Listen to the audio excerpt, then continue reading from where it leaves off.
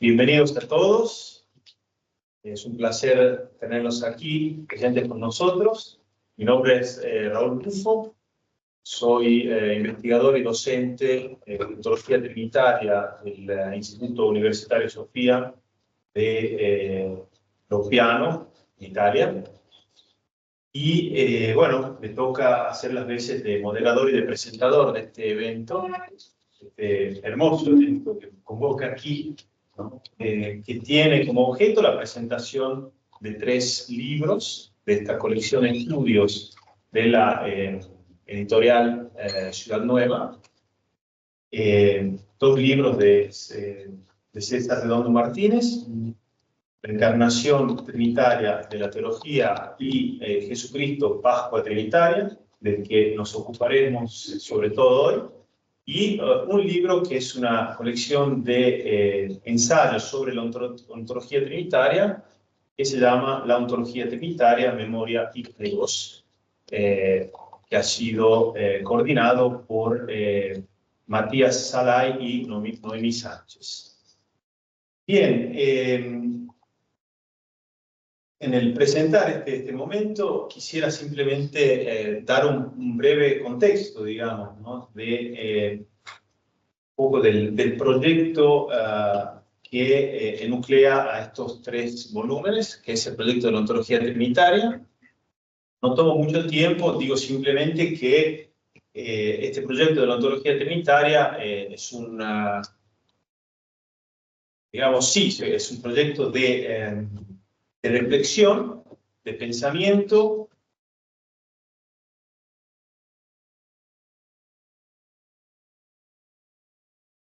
en el cual, a partir de una recuperación de la relación entre filosofía y la teología, en una óptica de reciprocidad, sin precontenciones y con la rigurosidad que exige el ejercicio del pensamiento filosófico, y asimismo en una total apertura al don de la revelación, más allá de los credos y de las convicciones de cada uno, pero entrando en este espacio que se abre de relación, tratar de decir entonces la realidad, ofrecer una interpretación de la realidad del ser, en sentido amplio, en esa luz de la revelación que es propia de lo más propio del cristianismo, que es la revelación de Dios como Trinidad. Entonces, un poco se trata de reflexionar en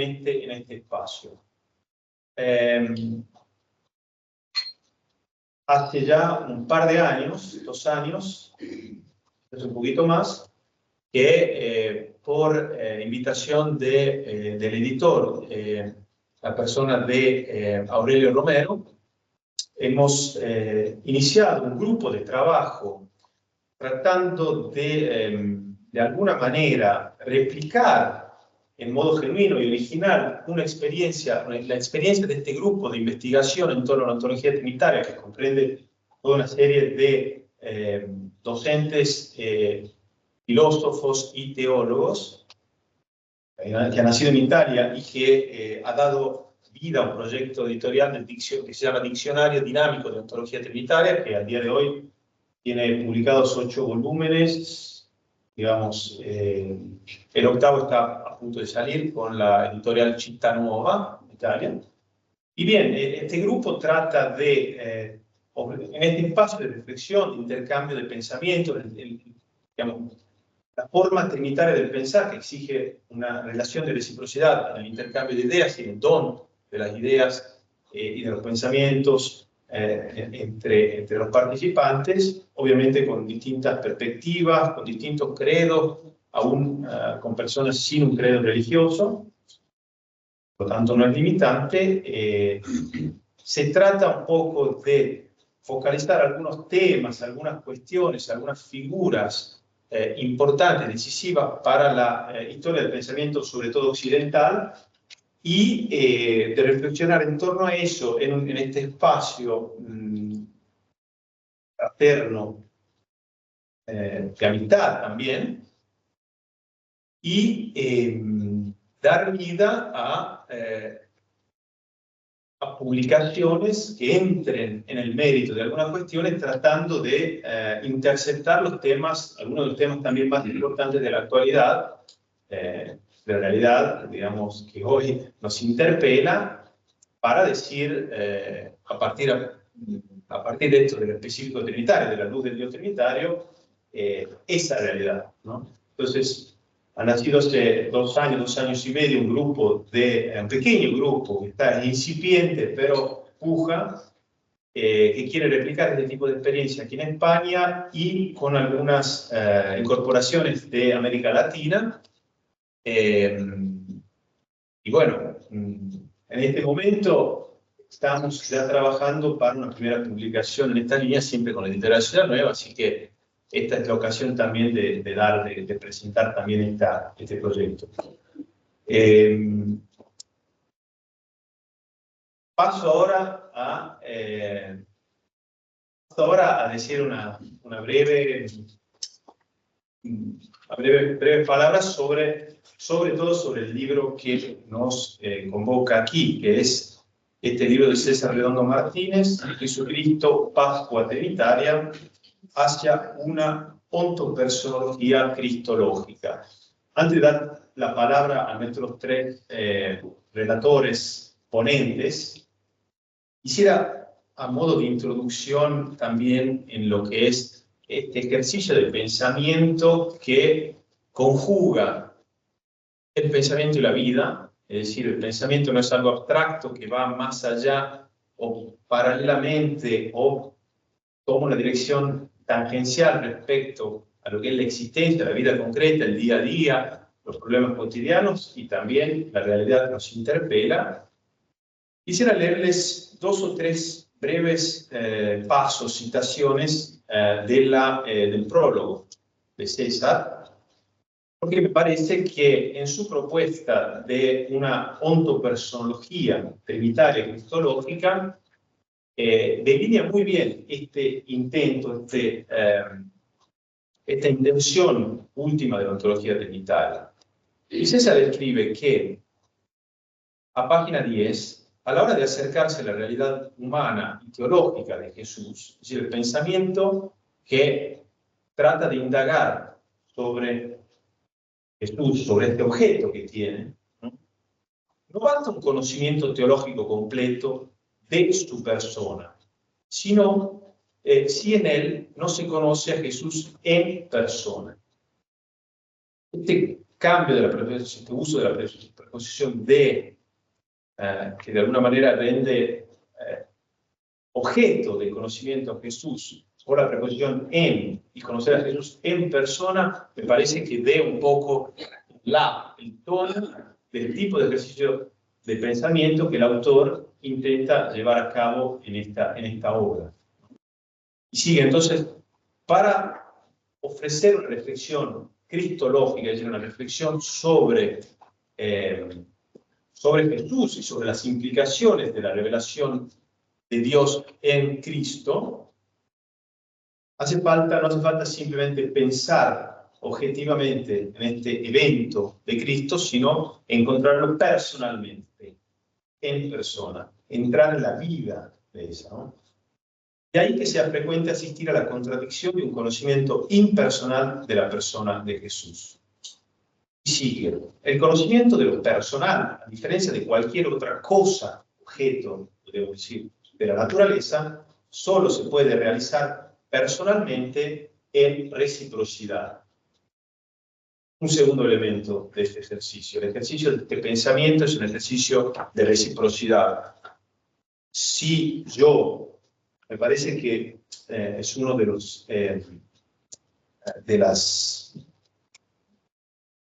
ganancias que tiene de los resultados concretos que tiene este libro, del éxito, por así decirlo, que tiene este libro, es efectivamente el hecho de que, corriendo la atención de Jesús como objeto a Jesús como persona, implica que el pensamiento que piensa algo de alguna manera ese algo que es pensado no es pensado hasta el fondo si no se entra en una relación de reciprocidad con ese algo.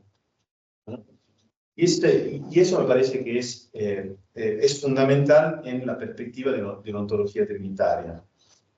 Y sigo adelante. Del encuentro personal con Cristo, página 11, se sigue una experiencia singular de su persona que lo revela como un todo, es decir, como un sujeto viviente que no puede ser captado al margen de la relación con él.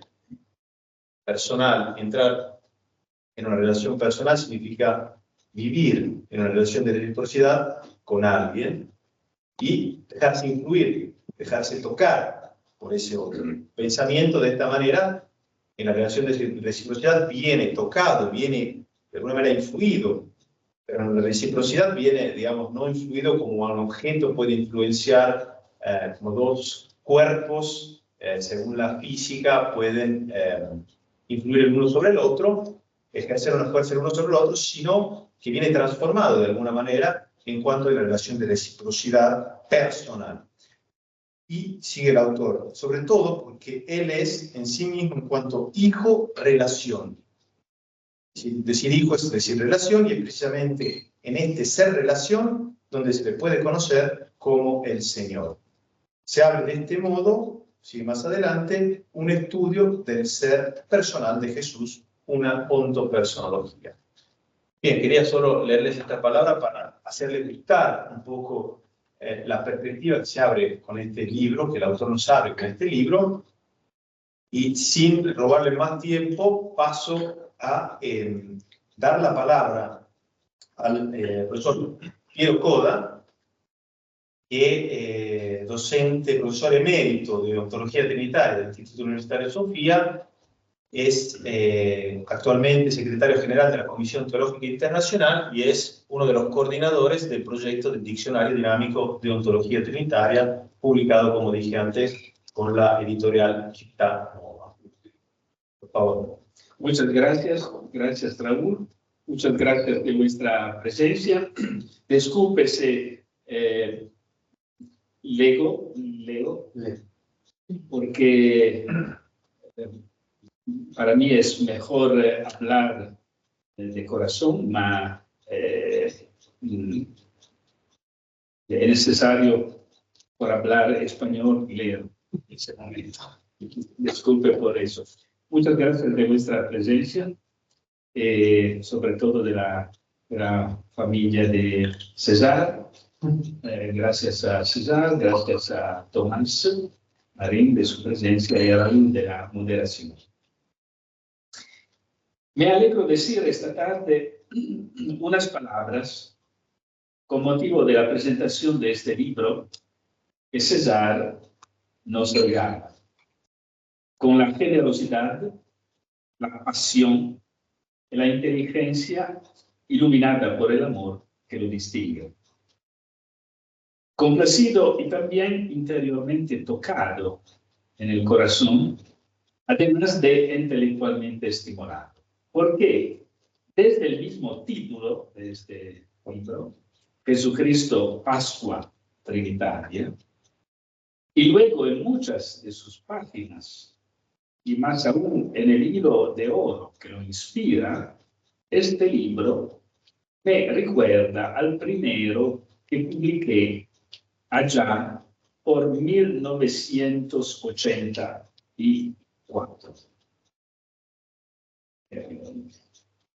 Manuel no, Miguel. Este libro, el título es Evento Pasquale, Trinità e Storia. Evento Pasquale, Trinità e Storia. La traducción en español, Acontecimiento Pascual, Trinidad e Historia, Secretariado Trinitario, 10 años después. Secretariado Trinitario, no ciudad. Es el ensayo, este ensayo, que dio inicio a mi investigación teológica desde la perspectiva de la ontología trinitaria. Y con toda la acritud e incluso ingenuidad que sin duda encuentro hoy en él, en este libro, no puedo dejar de reconocer expresada en aquel libro Noche la inspiración que desde entonces me ha guiado siempre, haciéndose más precisa y enriqueciéndose gracias al diálogo y al camino y las décadas siguientes con los muchos amigos que he encontrado a lo largo de los años. Teólogos, pero también filósofos, hombres de ciencia, de cultura y de arte. Cada uno de ellos me ha aportado algo importante y hermoso y ha entrado en mi vida, en mi pensamiento. Tanto es así que ya no puedo prescindir de su contribución. Por lo que les doy las gracias de todo corazón a todos estos. Al igual que se la doy a aquel que, dador de todo bien, me dio la oportunidad en la vida de conocerlos. Pues bien, entre todos ellos ocupan un lugar no pequeño, ellos con quienes me fue dado experimentar esta feliz y fructífera relación de reciprocidad. Estoy muy de acuerdo con Sorgulfo, porque han querido hacer de lo que yo escribía objeto de su estudio e investigación, personalmente, en una relación personal. Este fue el caso de César Redondo, quien, debo confesarlo, me impactó y me tomó por sorpresa, también porque no nos conocíamos personalmente, cuando en su tesis doctoral a San Damaso, la Facultad de San Damaso, examinó mi obra con extrema seriedad, de manera exhaustiva, logrando captar y expresar con ánimo su corazón, con ánimo en la discusión con los profesores. Porque este es el delito. Y esta es la maravilla. Cuando se enciende un pensamiento distinto del tuyo, en el que te encuentras. Precisamente en la originalidad a la que este pensamiento da voz. ¿No es esto la amistad?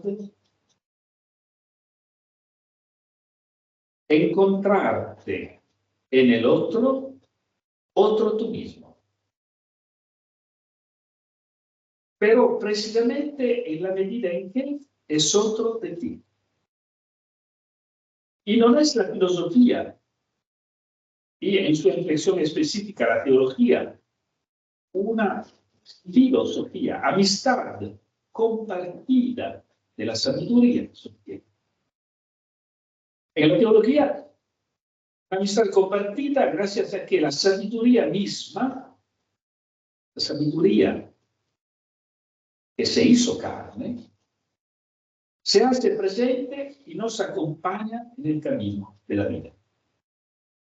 De modo que, como leemos en el relato de los discípulos de Emaús, nuestro corazón comienza a arder dentro de nuestro pecho, mientras Él, el Señor resucitado, conversa con nosotros a lo largo de los caminos. Teología verdadera no es conversar con sí mismo. Muchas veces es así, ¿eh? Es conversar juntos en la luz de la presencia, la verdad, persona, Cristo en el Espíritu. Esta es la inspiración que anima las páginas escritas por César. Jesús, el Verbo de Dios hecho carne, muerto en la cruz por nosotros, que se hace presente esta tarde con nosotros.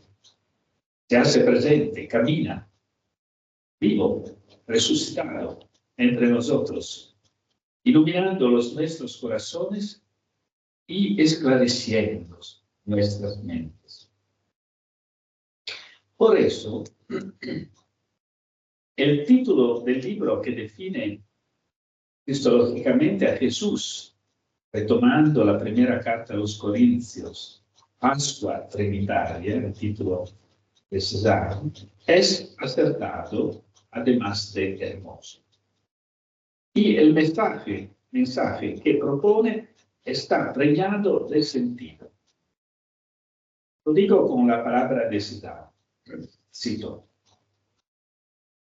Jesús es Pascua Trinitaria, no porque encarne el paso transitorio o eventual de Dios por la historia, por nuestra historia, sino porque es en persona su presencia de Dios, radical y definitiva. Por eso es Pascua abisal, porque solo se puede significar con el amor con el que él ama, es decir, desde lo inacible.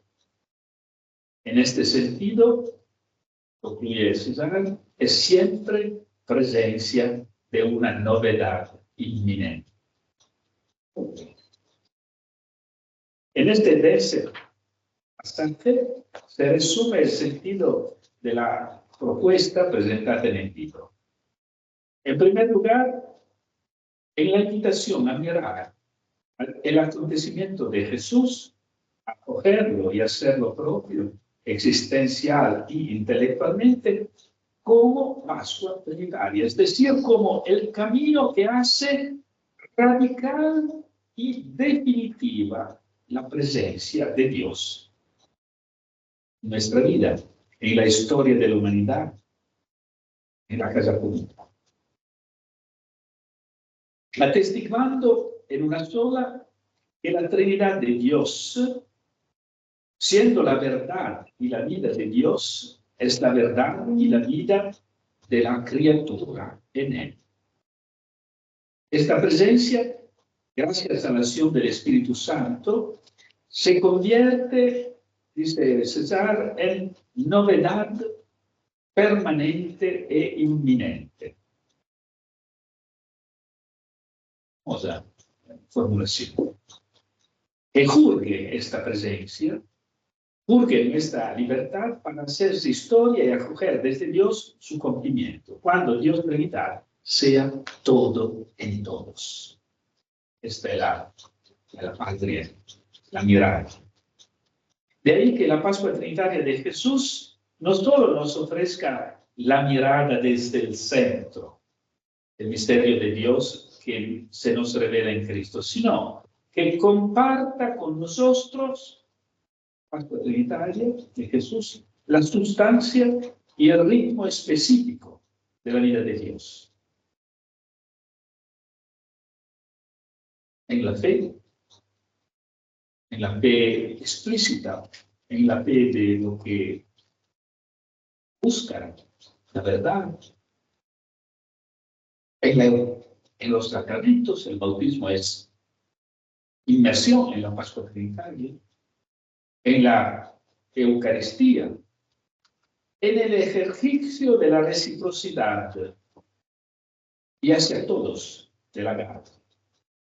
De esta agape que, siendo el ser de Dios, como dice la primera carta de Juan, siendo el ser de Dios que se nos manifiesta en Jesús, se comparte en el Espíritu Santo, la fe y los sacramentos nos comunican en la infusión del Espíritu Santo sin medida.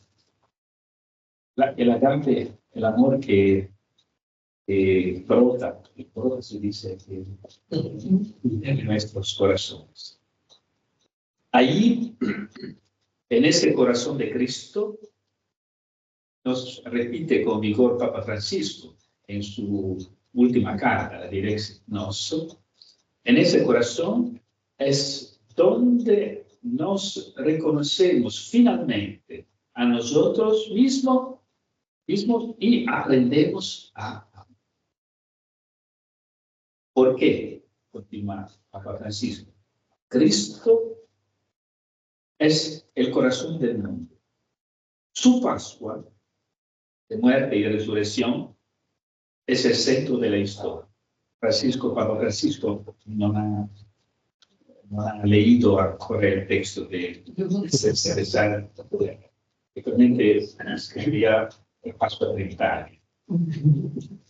La Pascua de muerte y resurrección es el centro de la historia. Y gracias a él es historia de salvación.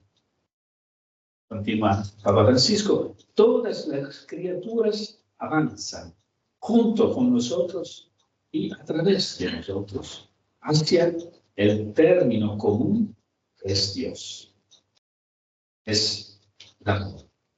En una plenitud trascendente, inminente, donde Cristo resucitado abraza y ilumina todo. Pero eso no es todo en el libro de César, porque su enfoque, el enfoque que él nos propone a nivel de contenido, pretende también configurar a nivel formal de pensamiento la figura epistémica, la figura de pensamiento en la que se ofrece la propuesta. Esta es la, dicho muy bien Raúl, no hemos concordado, trabajamos juntos. Esta es, a mi juicio, la segunda igualmente relevante novedad que matiza el ensayo de César y que, desde un punto de vista del método teológico, encuentra su premisa razonada en el anterior y estrechamente relacionado trabajo de él sobre la encarnación trinitaria de la teología. Siempre todo es trinitario. Porque Dios es. ¿De qué se trata esta forma de pensamiento? Se trata de la puesta a prueba de la forma específica del pensar el misterio del ser, diría San Pablo, en Cristo, en Jesús. Pensar la realidad es ser en Cristo. Esta formalidad de pensamiento es la que expresa el autor en el subtítulo del libro, hacia una ontopersonología cristológica. Cito esta citación, una interpretación trinitaria de la persona en relación al ser y del ser en su relación y realización última en la persona, es decir, en su apertura personal y recíproca al otro. La verdad del ser se revela en persona. Es esta apertura reciprocante al otro. Se deduce de esto que la cuestión del pensamiento fundamental, cito, no gira en torno a cómo se tiene que entender a Dios en relación al ser, sino al ser en relación a Dios, que es ser tripersonal. O, continúa, a cómo se viene a entender a Dios en relación al amor, sino al amor en relación a Dios, que es amor tripersonal. Es decir, Dios es ser en cuanto Él es amor tripersonal. Padre, Hijo, Espíritu Santo. Esta es la perspectiva de fondo identificada e instruida. Observo solo de pasada a este respecto, y tal vez esto puede confortar a César en esta línea y darle alegría. Que Chiara Lubick, la mística, una de las místicas mejores de nuestro tiempo, inspiradora de esta perspectiva de la teología trinitaria, Chiara Lubick expuso en estos términos la lección magistralis que pronunció en 1997 en Ciudad de México con ocasión de la concesión del doctorato honoris causa en filosofía por la Universidad de San. Yo estaba presente. Esa es la perspectiva. Y es que en la Pascua Trinitaria de Jesús y en su momento cumbre, el grito de abandono sulla cruz, como señala Redondo, cito, versión fuerte, bien. Principia una nuova epoca del ser.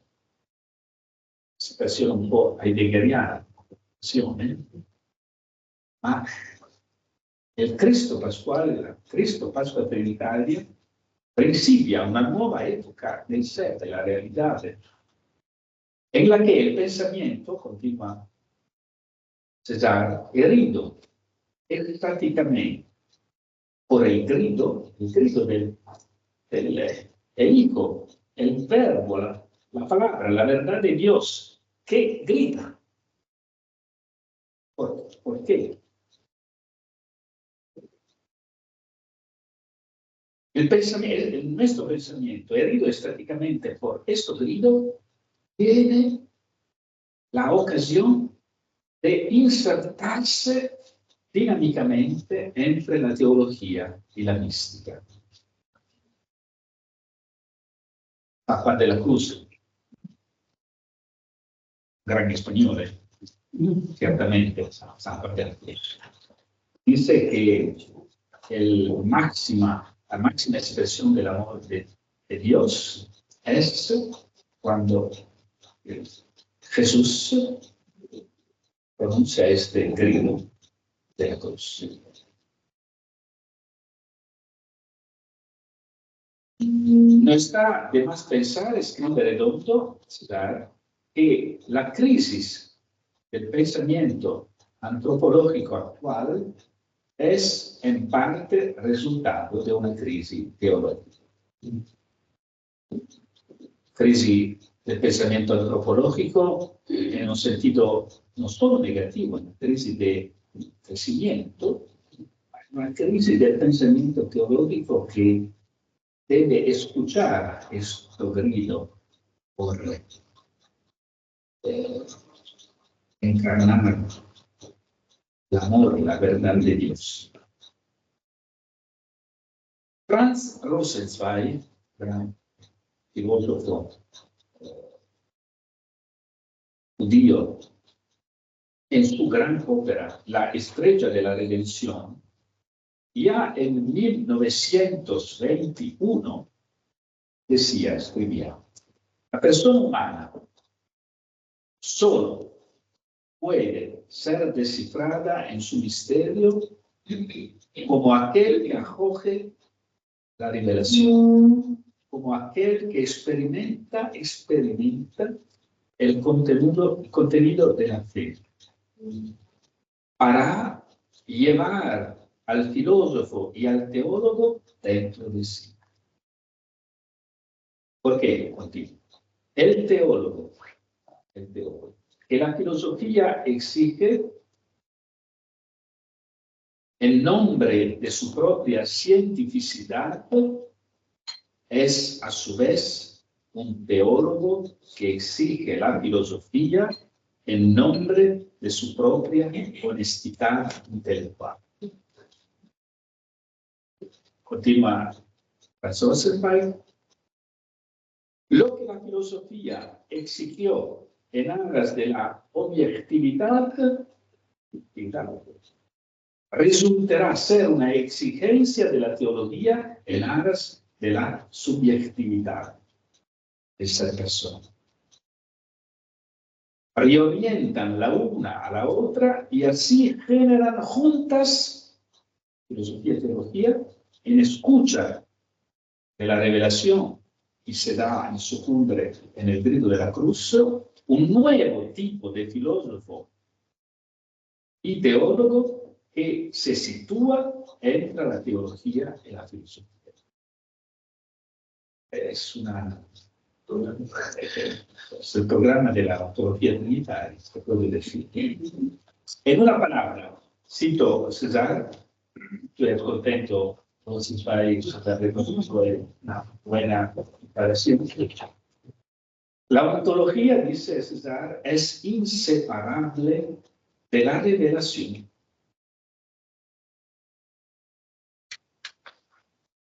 No, no es esto, digo yo, lo que se agita y nos interpela en las profundidades de la crisis del pensamiento en nuestro tiempo de transición de una época a otra.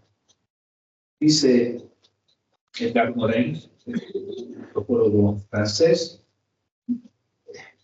la necesidad de nuestro tiempo, la más grande, es repensar el pensamiento.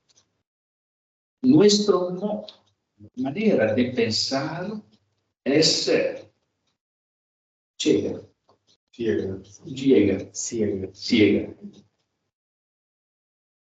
Es para atravesar esta crisis como kairos, como ocasión propicia de invención, de retrobamiento y ejercicio de un nuevo pensar que es vida.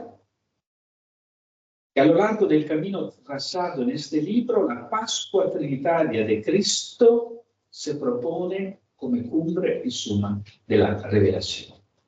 Y dedicando a este tema algunas, me parece, de sus páginas más intensas, más pensadas y más iluminadoras. Muchas gracias porque en algunas de estas páginas el autor defiende mi posición frente a algunas críticas en nuestra comunidad con mucha generosidad y amistad que puede ser no es así como se critica. Un último motivo de reflexión. César nos invita, ha dicho Raúl muy bien, nos invita a emprender el camino de esta forma renovada de pensar entre teología y filosofía, argumentando que el conocimiento de lo personal solo se puede realizar personalmente en reciprocidad. Ya he dicho, Raúl, eso es muy importante. Nos pensamos que pensar un viejo, no. Pensar en última instancia es vivir la comunión con la verdad. Hecha carne, que es Cristo en el Espíritu, todo personal.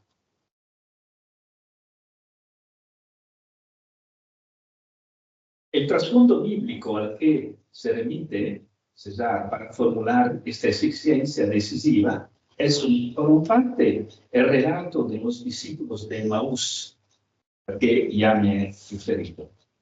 Y por otra, la carta de San Pablo a los filipenses, con su invitación a tener las mismas prótesis que Cristo, la misma prótesis, el pensamiento, no el pensamiento no solamente especulativo, ma moral, el pensamiento, la prótesis que Cristo vivió en el agape, conformándose a su vaciamiento, su kenosis, llevada hasta la muerte y muerte de cruz. El compromiso, por tanto, escribe César, es demostrar en persona, la ontopersonología de Cristo. Es decir, mostrar en nuestra persona la verdad personal del ser y se manifiesta y se participa en Cristo. Es decir, dice ahora, vivir la conformación del pensamiento con la dinámica íntima de la Trinidad. Una tarea que no puede, dice, obviar la actitud de conocer con el amor trinitario. Conocer es amar. ¿Lo que significa eso? La más profundidad del conocer es el amor. En efecto, el yo de Cristo, identidad personal de Cristo, a lo que uno se conforma y de la que se reviste, viviendo el amor mutuo de manera trinitaria, es expresión de que, cito, su ser personal de Cristo únicamente cobra sentido en función de la relación y existencia en él nosotros. Papa Francisco habla de la mística de nosotros. La comunión, dice César, es tan esencial a él, Cristo, como su distinción personal respecto al Padre y al Espíritu Santo. Es misterio de la Trinidad. En la oración de la última cena, Jesús pide al Padre por nosotros, para nosotros, la misma unidad que Él vive con el Padre en el Espíritu. Sí. La honda profundidad del ser y se manifiesta.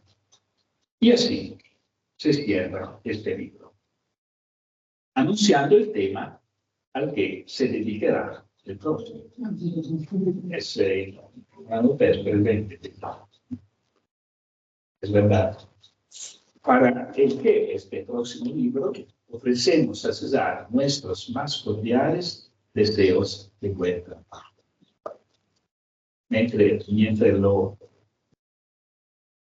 nuestros agradecimientos por el trabajo hecho hasta aquí. Il penso che deve fare.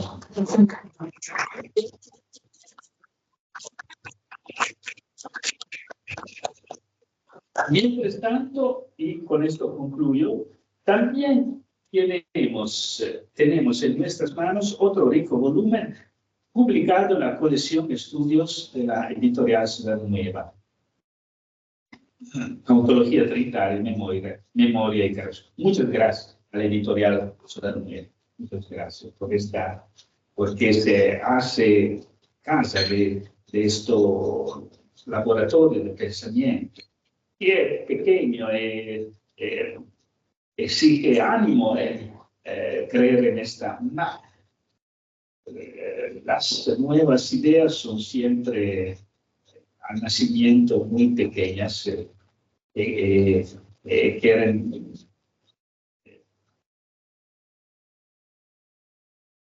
sobre esto el libro en el que Tomás ha escrito muy buen ensayo. Quiero expresar el doble sentimiento que he registrado al leer las aportaciones que presenta. Alegría y curiosidad. Alegría. Al constatar el interés y el compromiso junto con las múltiples resonancias que la ontología trinitaria ha suscitado en el seminario que ha visto idealmente convocados en línea, en la pandemia, en el icónico marco de la ciudad de Granada, muy amada a Aurelio, filósofos y teólogos de diversas naciones, de diferentes orientaciones, de diferentes competencias, cuyas diversas y fónicas voces se recogen. Alegría. Curiosidad, es decir, el deseo de descubrir las huellas y acoger con esmero los gemidos custodiados por el humus fértil e intensamente arado, lleno de experiencia, pensamiento, arte y mística de la tierra de España. Maravilloso tema. A partir de la profecía de aquella razón vital y poética, vaticinada y declinada por los grandes testigos del pensamiento hispánico desde finales del siglo XIX y durante el trágico siglo XX. Rebrotando el torrente de agua viva que desde el corazón del siglo de oro vivificó la visión mística de Teresa de Ávila, Juan de la Cruz, el desempeño espiritual, social y cultural de Ignacio de Loyola, el símbolo del peregrinar humano a lo largo del tiempo en pos de la patria, tan buscada y que se nos muestra en el Don Quijote de Miguel de Cervantes. Curiosidad. De ahí la promesa de aquel canto del, dice el pensamiento español, de estar en la realidad, con todo nuestro ser.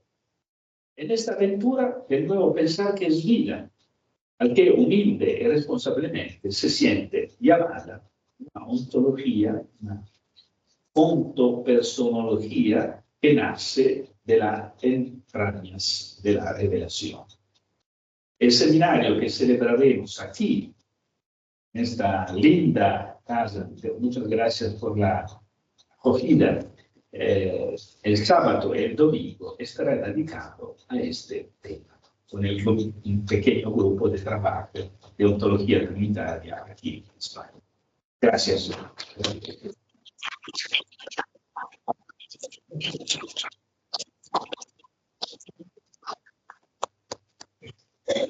Bueno, muchas gracias, Piero, por estas palabras y por haber encuadrado tan sintética y nítida y profundamente tanto el libro de César como este otro libro de Matías y de Noemí. Y ahora daré la palabra para seguir en tema a Tomás Marín Mena. Tomás Marín es profesor de Teología Trinitaria en la Universidad Loyola de Granada y también miembro y participante de este pequeño grupo de reflexión en torno a la ontología trinitaria aquí en España, desde el primer momento, que va a dialogar con César Redondo, con el autor, sobre el libro que estamos aquí presentando. Entonces, aquí la palabra, Tomás. Muchas gracias, Raúl. Gracias, Piero, por tu reflexión. Y gracias, César, por convocarnos en torno a tu segundo libro de tu trilogía. Algo diré del sentido de una trilogía en la época del smartphone y de los papers académicos, ¿no? Escuché una vez al filósofo Javier Gomá que se preguntaba ¿cuál es el género de una presentación del libro, de una presentación del libro dentro de la especie de la exposición oral? Y me quedo con lo que él dijo. Una presentación de un libro tiene como principal motivo festejar que el libro ha salido. Entonces, hoy lo hacemos de una manera triple o trinitaria, ¿no? Que tu primer libro, que no se presentó hace un año y medio, por ahí. El 21. Noviembre del 21 o 22. O sea, 4 años ya. Este otro que ha salido hace unos meses y el colectivo, ¿no? Pues en primer lugar quiero pues celebrar este evento que creo que ofrece al pensamiento escrito en español pues un impulso a este nuevo modo de pensar, desde la revelación y de pensar en comunidad, que es la ontología trinitaria, y también quizá conjuntamente creo que celebramos que César ofrece un impulso a la cristología, ¿no? Yo creo que una de las potencias de la perspectiva de la ontología trinitaria es que no es algo endogámico, que aunque los que nos juntemos aquí, pues algo sabemos de en qué consiste la ontología trinitaria, pero lo suyo es ser capaz de dialogar con el que hace cristología, con el que estudia metafísica, con el que estudia filosofía analítica, con el que estudia neumatología, todo, ¿no?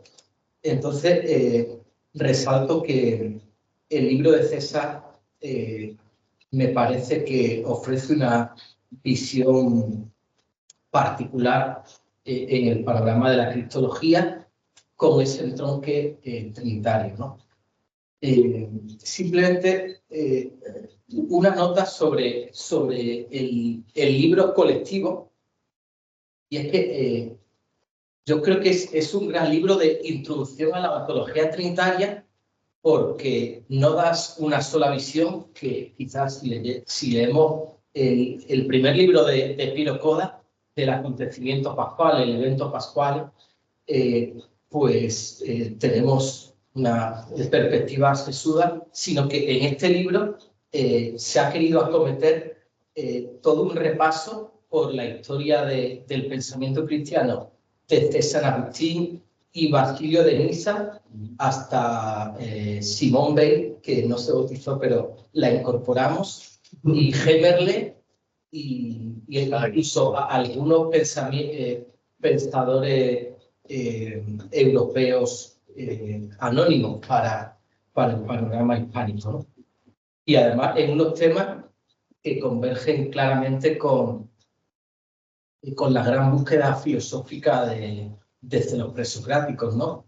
La unidad, el movimiento, el tiempo, la alteridad, la persona, todos esos temas pues son vistos en este libro. Y ya por fin encuentro un poco en conversación directa con César, y voy a destacar como tres logros del libro de César, de Jesucristo Pascua Trinitaria, para después hacerle tres preguntas. A los tres logros le siguen tres preguntas, que tú puedes intentar responder de una manera unitaria o como te apetezca.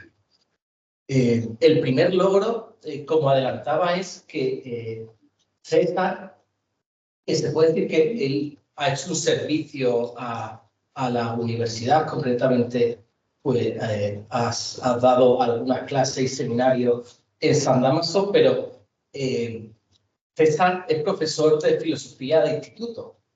En un tiempo en el que los que estamos en la academia, principalmente en España, no desconozco el contexto italiano, pues se nos pide que el ritmo de investigación, lectura y escritura viene determinada por los papers, que consiste en escribir un artículo de 14 a 20 y pocas páginas, y digamos, en eso consiste la investigación cada vez más humanística, y al menos en mi universidad es lo que se pide, ¿no? Pues bien, César ha hecho un proyecto, después de escribir una tesis doctoral larga, en medio de su docencia, con su familia, que además de su esposa tiene 4 hijos, pues de que 3 de ellos están aquí, una tesis que supera las 500 páginas, si no recuerdo mal.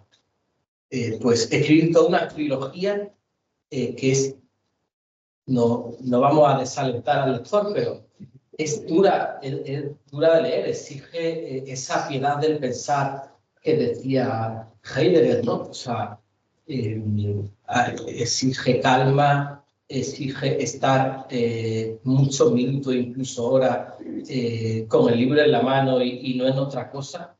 Pues me parece un logro. Es un toque de atención a los que nos dedicamos al oficio de la teología, digamos, tu proyecto personal, pues en este momento consista en regalarnos tu trilogía, que en un primer momento fue, como ha dicho Piero, exponer en qué consiste tu método teológico. Ahora es una cristología pascual, podríamos decir, o una ontopersonología cristológica, y por fin, pues en algún momento tendremos el placer de leer como tu ensayo sobre el misterio de Dios uno y trino, ¿no? El segundo logro de César, además de, digamos, irrumpir con una trilogía en medio de nuestros ritmos de lectura y de investigación, es es ser capaz de unir sin complejos historia y dogma.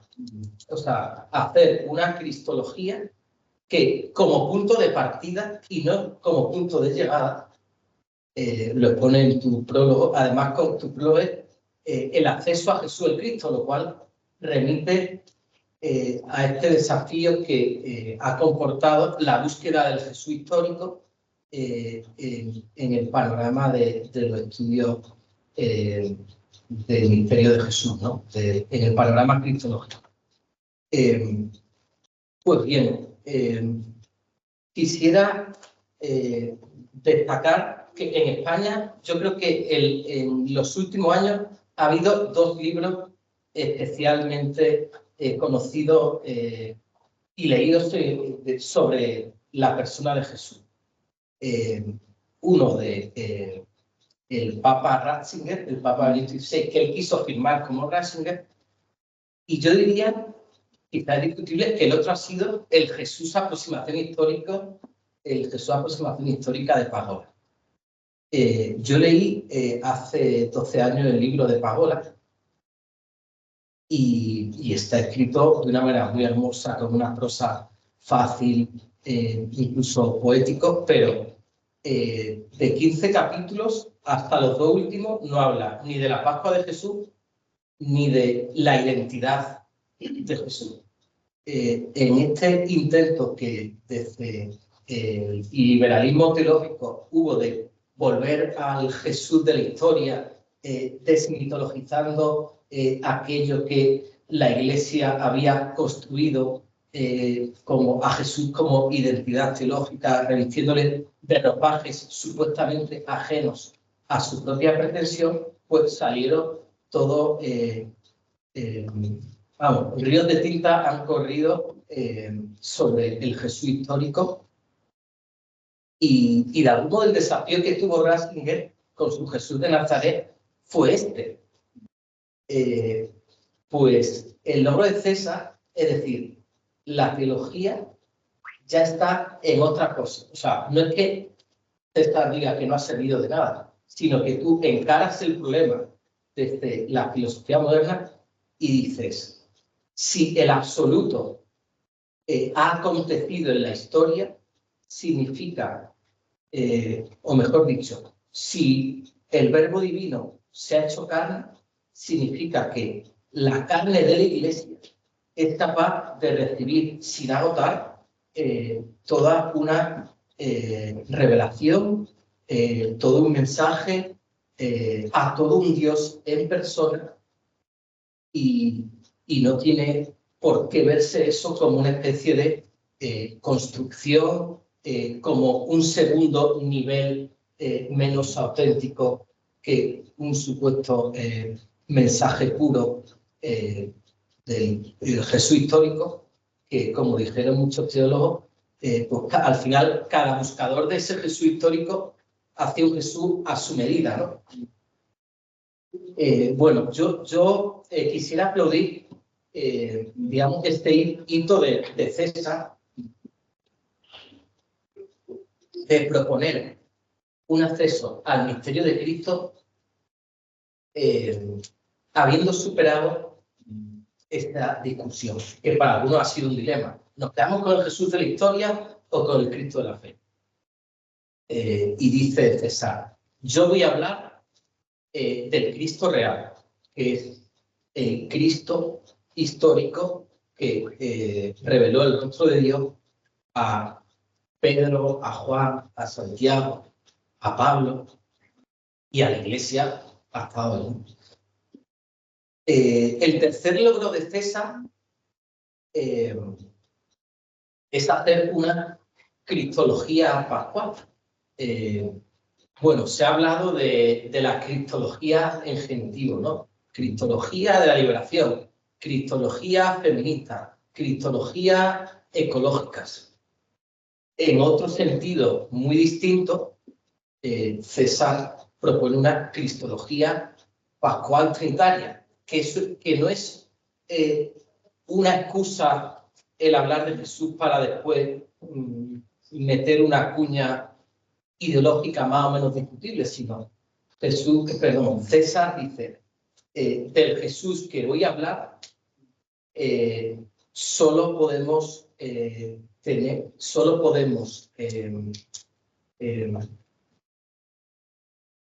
relación con él si lo miramos en la Pascua.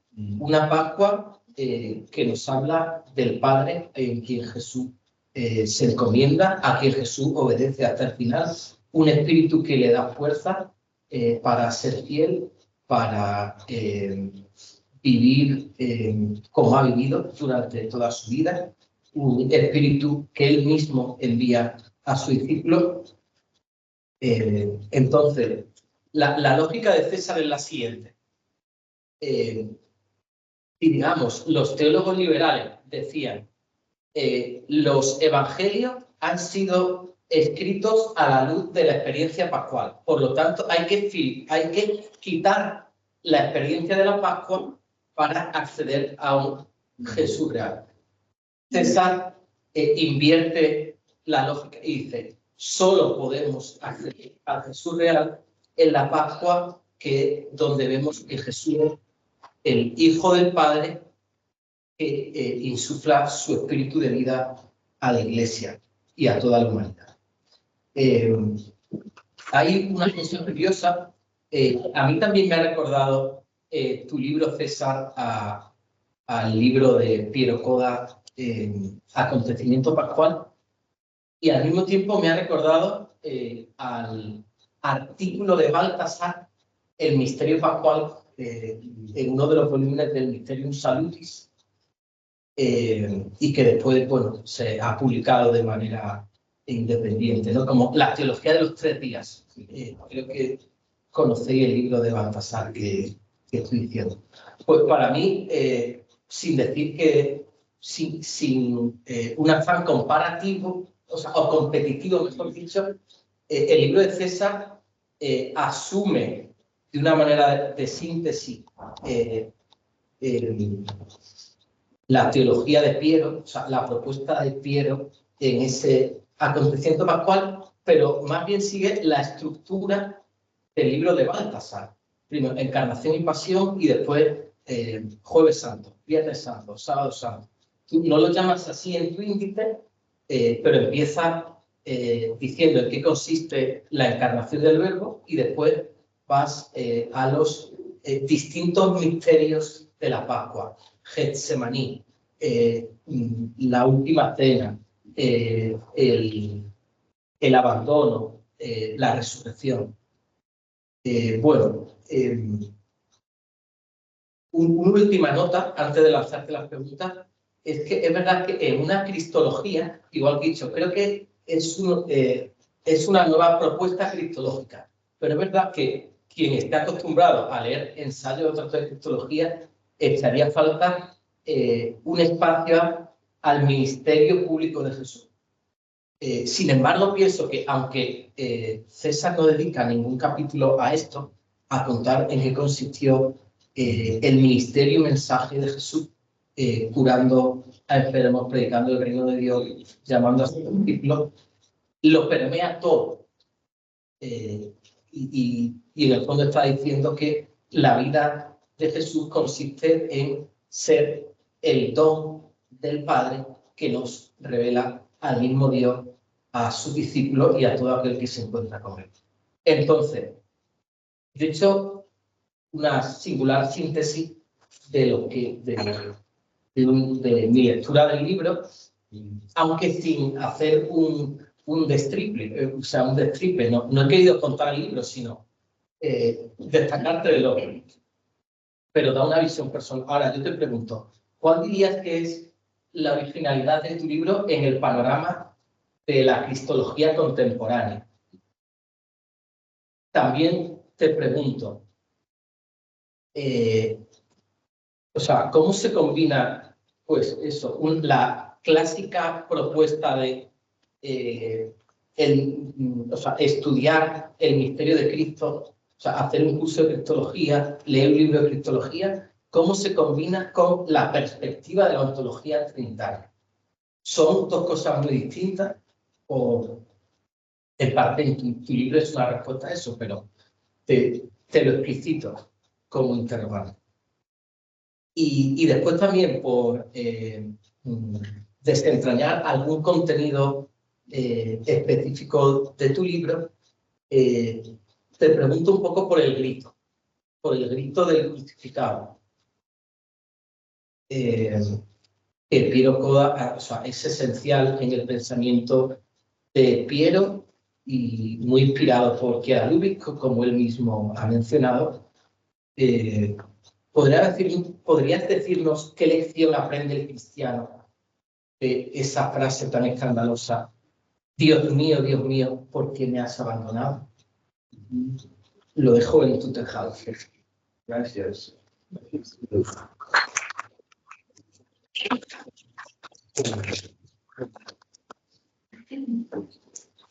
Bueno, daría la palabra al autor en este momento tanto para responder a estas cuestiones como para comentar ampliamente lo que ha dicho Piero.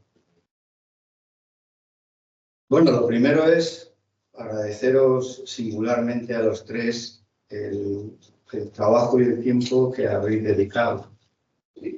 Porque escuchándoos, me parece que he escrito algo mejor de lo que yo creía. Y eso es una buena noticia. El hecho de que alguien lea, interiorice, explique, analice. Pero por lo que estoy más contento es, sin lugar a dudas, porque lo que se encumbra es el misterio de Jesucristo. Es lo que a mí más me preocupa, no me preocupa que lo que podamos decir de él sea acertado, sea verdadero. Ese es el compromiso, porque hablar de una cristología, hablar de Cristo, ya en sí mismo, siempre y en todo momento, es original.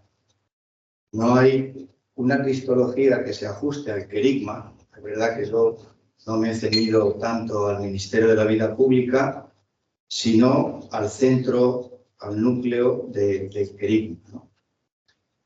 Claro, hablar de Cristo ya ciertamente es algo de por sí original, pero es que para hablar de esa originalidad únicamente, como habéis señalado, se puede hacer desde el punto de vista trinitario. Y yo creo que esa es una de las aportaciones que yo quiero introducir con este libro. Porque ciertamente para hablar de Cristo hasta el fondo hay que ir a la identidad trinitaria del mismo Cristo. Y para hablar de la Trinidad hasta el fondo, para ir, hay que ir a la identidad misma de Cristo. Entonces, es cierto que lo trinitario, ese ir hasta el fondo, es ciertamente algo inabarcable. No se puede contener en una idea. El misterio trinitario nos excede. Como decía Tomás de Aquino, todo lo que está por encima del alma solo se puede afrontar desde el amor. Todo lo que está por debajo del alma solo se puede afrontar con el conocimiento.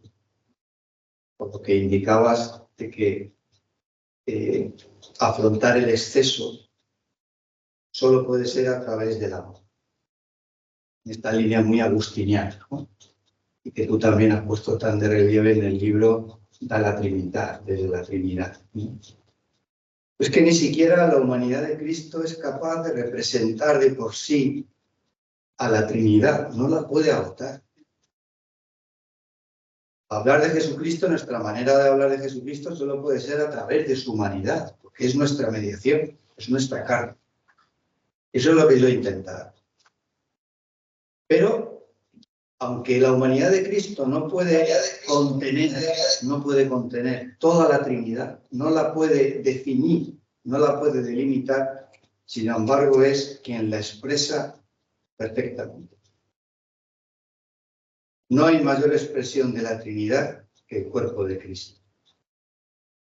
Es decir, si San Pablo nos dice que en su cuerpo habita la plenitud de la divinidad, significa que la carne de Cristo puede expresar desde su carne lo que es la Trinidad, ¿no?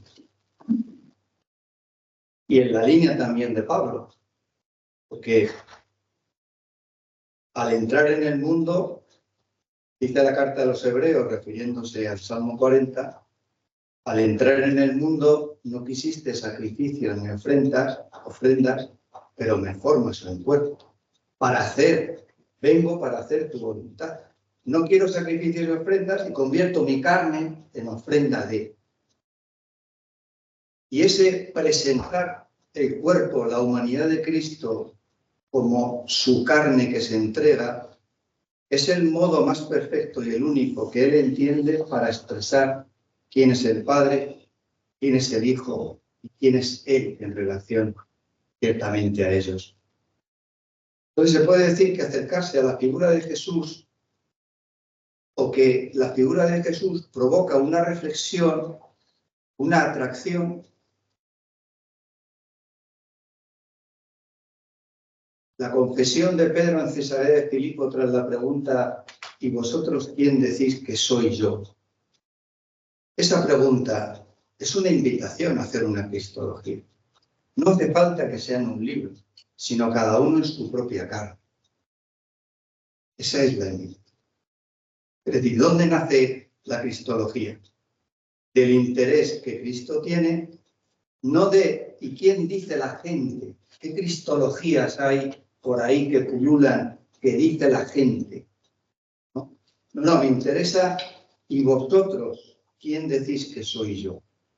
Ese yo, ese ser yo, no es simplemente un pronombre acompañado de un verbo, sino que es un pronombre cuyo verbo, que es el mismo, está injertado esencialmente en la Trinidad.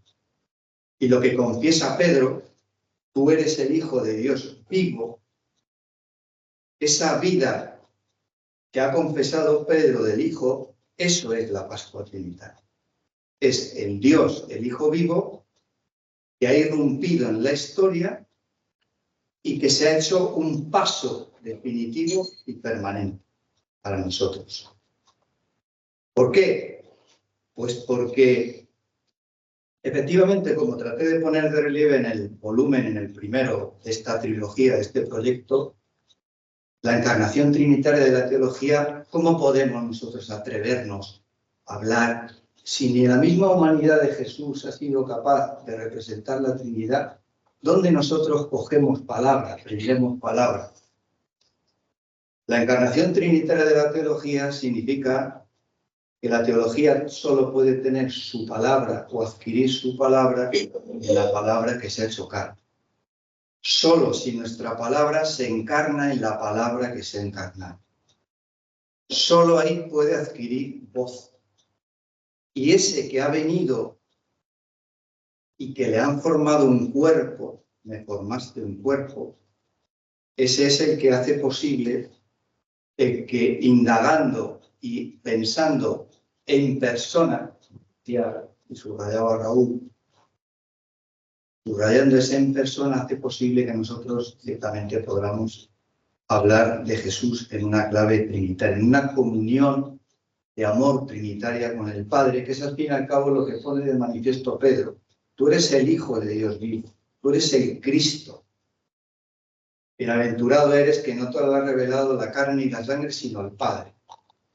Esa revelación, el Hijo, el Padre, la revelación, habla de la comunión.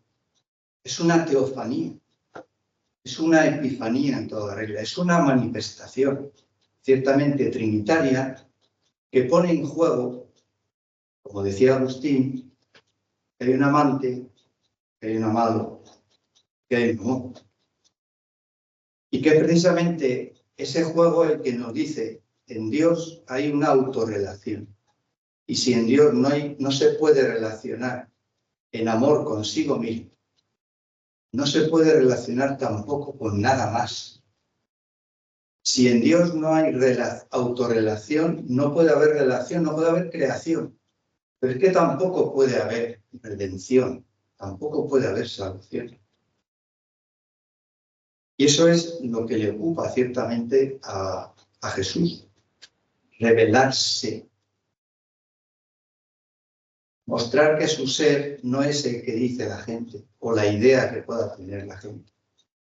Claro, esto, ser Pascua Trinitaria implica, como decía que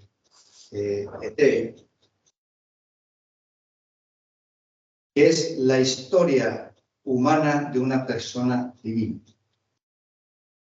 Y si es la historia humana de una persona divina, es que lo que ha venido a traer al mundo es un orden de la realidad mucho más elevado, mucho más valioso de lo que nosotros podíamos sospechar.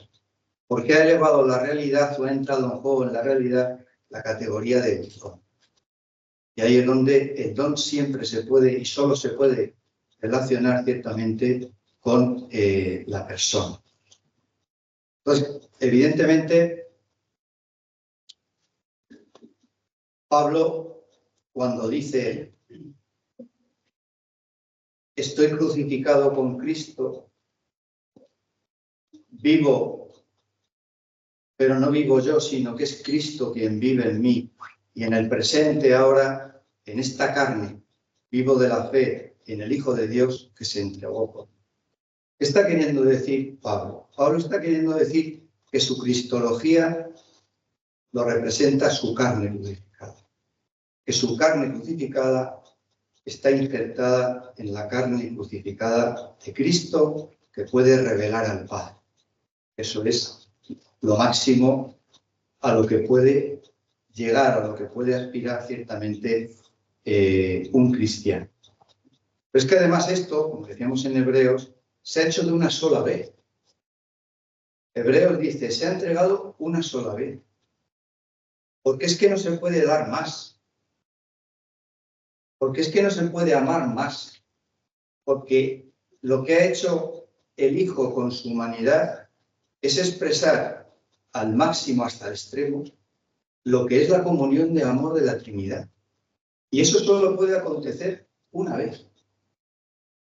Y eso resucita constantemente. Pues, siendo una vez, ciertamente resucita constantemente. De tal manera que lo que viene a expresar, y lo ha puesto Piero muchas veces de relieve, que Jesús no puede decir yo sin un tú, si no hay un tú. El que Jesús pueda decir yo, revele el Dios Trino, Padre, Hijo y Espíritu Santo, en cada uno como Padre, o sea, cada uno siendo Padre, otro siendo Hijo, y el Espíritu Santo, el que cada uno pueda decir tú, es porque encuentra al otro en un tercero.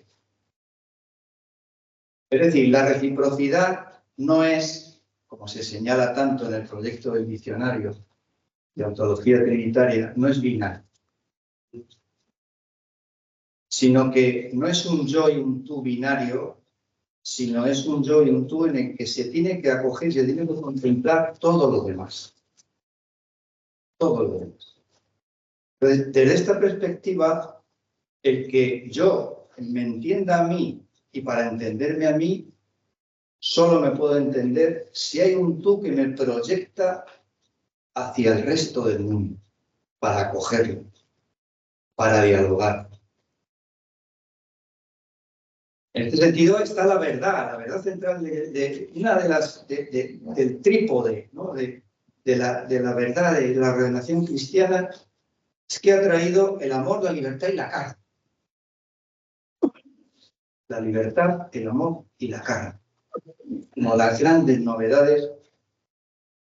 La verdad os hará libres, pero ¿por qué no decir el amor os hará libres? El amor os hace libres, porque el amor es la máxima verdad del cristianismo, pero este amor en reciprocidad, en relación.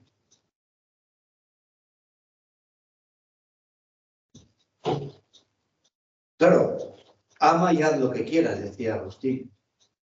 Claro, esa es la verdad. ¿Y cuál es la medida del amor? Pues el amor sin medida, evidentemente, para Agustín. Y esto es lo que yo he intentado ir desentrañando a lo largo de los episodios fundamentales de la vida de Jesús, y que se ponen de relieve ciertamente de una manera magnífica, desde Getsemaní sobre todo, hasta la crucifixión, el abandono y la resurrección. Porque el abandono significa hasta dónde nos ha llevado, hasta dónde nos quiere llevar Dios en Cristo, hasta dónde nos quiere llevar. Hasta dónde es capaz de expresar en su humanidad ciertamente ese amor. Y en Getsemaní se ve que Jesús no puede apostar por el hombre y excluir al Padre, ni puede excluir al hombre y quedarse con el Padre, sino que quiere a ambos. Los quiere a los dos. Y esa es su disyuntiva. Porque si se tiene que hacer pecado, ¿cómo se presenta? Y se presenta hasta el punto de querer vivir la comunión con el Padre desde la comunión máxima con el hombre y su abandono. El sufrimiento del hombre. Todo lo que mueve Getsemaní, la Pascua, no es el pecado, no es el sufrimiento, es el amor. Por eso, en todos estos episodios, por ejemplo, no aparece el demonio. Porque el demonio no puede llegar tan bajo en el sentido de lo más humilde. No implica el abandono una desesperación, o como decía Lutero, que el abandono significa, experimenta Jesús, la desesperación de los condenados en el infierno. Porque el condenado en el infierno no echa de menos amar, de verdad. Y el abandono implica que yo echo de menos amar y ser amado. Y aquí es donde se da el gran misterio de la unidad y la distinción.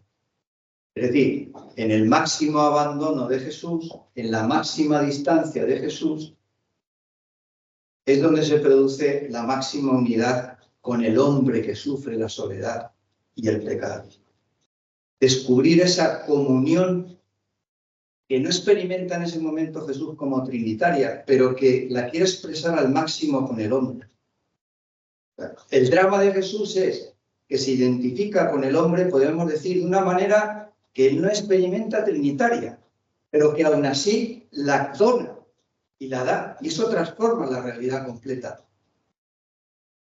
Y ahí es donde llama al hombre de todos los tiempos a hallarse, a encontrarse a sí mismo, en esa esperanza, no en la desesperación, sino ciertamente en esa esperanza. Por eso, como Francine Viguet escribió el grito de abandono, una tesis doctoral muy completa, también hace años en Francia, dice con acierto, la pregunta ¿por qué me has abandonado? No es una pregunta, evidentemente, como estamos diciendo, de desesperación. Es que se lo pregunta al único que le puede responder. No les llama padre, pero la pregunta se la formula al único que se la puede responder. En el por qué, yo me he dado cuenta que entonces hay un para qué. No solo un por qué, no solo un por qué que se queda en una circunstancia abstracta. El por qué implica una donación. En el por qué hay un para qué. Y en ese para qué se manifiesta al máximo el paso, la presencia trinitaria de Dios en el mundo. Al máximo. Esa es la paradoja. Que cuando uno piensa o experimenta que está solo, sea cristiano o el que no es cristiano, pero lo puede descubrir. Puede descubrir en ese momento que Dios no ama su sufrimiento, pero como tantas veces se ha dicho, está con él en una comunión profunda. y que esa comunión la ha realizado Él de una vez para siempre. Y está presente siempre en cada punto de la historia y en cada punto del ser humano. Siempre.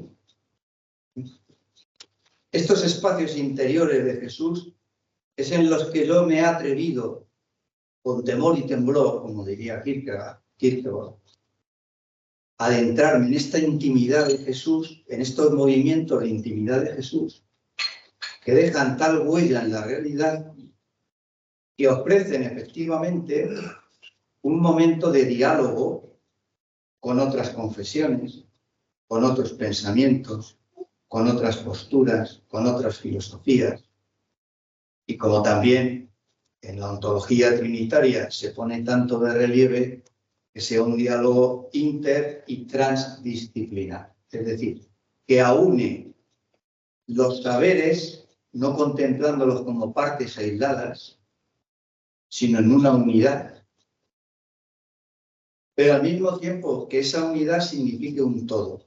Ese todo es el que pone a la razón humana ante sí y más allá de sí. Y en ese diálogo entre los saberes, por la impronta que deja esta nueva manera de concebir la realidad y el don, ofrece la oportunidad de que en ese todo que puede trabajar cada saber, me da igual que sea filosofía, química, astronomía, pero la óptica ya no es una óptica de solo lo inmediato, respetando su autonomía, solo lo inmediato, o solo lo útil, solo lo instrumental, sino que cada momento de su propia investigación se puede contemplar desde una finalidad que está mucho más allá del propio trabajo que legítimamente están llevando a cabo. Pero es gracias a esta nueva luz que se ofrece en el pensamiento humano y que ha sido a través del descubrimiento de que la realidad se ha transformado en don y que el don siempre se relaciona a la persona. Y eso es básicamente, aunque sería ciertamente muy extenso el detenerse en cada uno, pero vuelvo a repetir que agradezco vuestro trabajo, vuestro tiempo, a los presentes en que hayáis venido, que sobre todo les hayáis escuchado a ellos, porque poco he podido o tengo yo que añadir a las magníficas reflexiones que han realizado cada uno de ellos. Y si este trabajo que yo puedo modestamente llevar a cabo, pues inevitablemente es porque mi señora, mi mujer, desde siempre, desde que eran muy pequeños, se llevaba a los niños, me dejaba trabajar. Ellos también han tenido, entre comillas, que sufrir mis ausencias.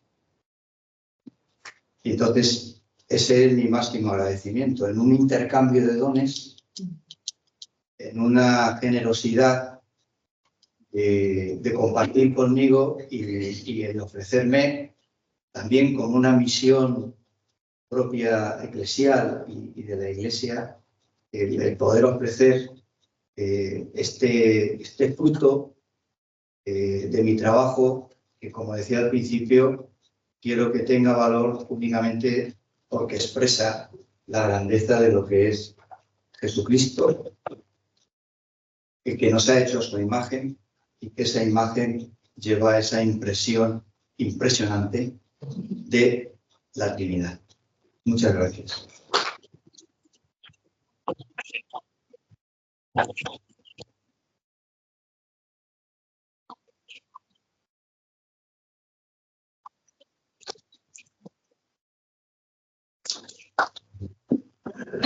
Bueno, agradecemos sobre todo a César por este libro, por esta posibilidad de conocer no solo algo más de su persona, sino de conocerlo en modo nuevo en persona, ¿no? Y es su persona, que su personalidad, como toda personalidad humana, remita a la persona por excelencia, que es la persona de Cristo, como bien dices en tu libro, ¿no? Y me gustaría cerrar resaltando esta cosa que decías de la ontología trinitaria, yo diría como lugar de lugares, ¿no? Sí, esta exigencia especulativa, rigurosa, auténtica, lleva, digamos, a esta reflexión cristológica, injertada trinitariamente para decir la realidad, la realidad, es decir, el ser de todo lo que es, en la medida en la cual se encuentra con la persona de Jesús, ese encuentro en persona se convierte en lugar de lugares, no solo porque acoge cualquier otra disciplina, está interesada en decir cada uno según su perspectiva, esa misma realidad, ese mismo ser, sino porque es lugar de lugares, porque permite el encuentro entre personas a todo nivel, ¿no? Es decir, la ontología trinitaria no debería ser en su intencionalidad última un lugar exclusivo para estudiosos, sino una posibilidad también para encontrar tantas otras personas. Entonces, esta conclusión tuya, digamos, de agradecimiento a tu familia, a toda esta realidad, a este ser que está detrás de todo este ejercicio de pensamiento, pienso que refleja muy bien esta idea también de ontología trinitaria como lugar de lugares, en sentido máximo, digamos, ¿no? En sentido amplio. Bueno, como moderador me toca cerrar. Habría seguramente muchas preguntas para hacer. Podría también abrir eventualmente al público. Yo no sé si por ahí estamos excedidos con el tiempo, un poco cansados. En todo caso, podríamos invitar también a un diálogo con el autor personal, quizá,